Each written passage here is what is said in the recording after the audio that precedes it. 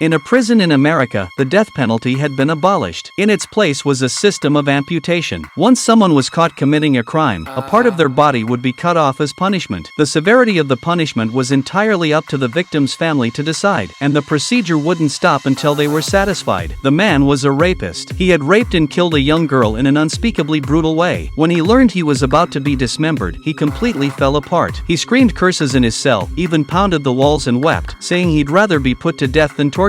But by then, it was far too late. Soon, the man was wheeled onto the operating table. The victim's father, accompanied by his two daughters, stood outside the operating room watching. The father's gaze was unwavering. Clearly, he loathed the criminal deeply. He picked up the phone without hesitation and said, "Start." The operation was about to begin. The doctor picked up a scalpel that glinted coldly. The sound of the blade slicing through flesh screeched like a paper cutter. The younger daughter, facing such a bloody scene, felt a bit uneasy. This operation cost the man his left hand. Not long after, he was taken to various schools as a cautionary example for educational warnings, but it was clear he still hadn't repented, maintaining a defiant and unruly demeanor. The children were too scared to speak. Soon, the man faced his second operation. The victim's family demanded the removal of his right hand and left leg. This time, the younger daughter didn't come. When the buzz of the chainsaw started, the older daughter couldn't bear to watch and silently walked away. After the operation, the man was extremely weak. Once he'd recovered, he was taken to a university again. Now, he no longer had the rage he once had. His face was filled with endless remorse. A troublemaking boy across from him didn't take it seriously and even sent a provocative gesture. The man felt a heavy ache in his heart looking at these kids, and he was about to face a third operation.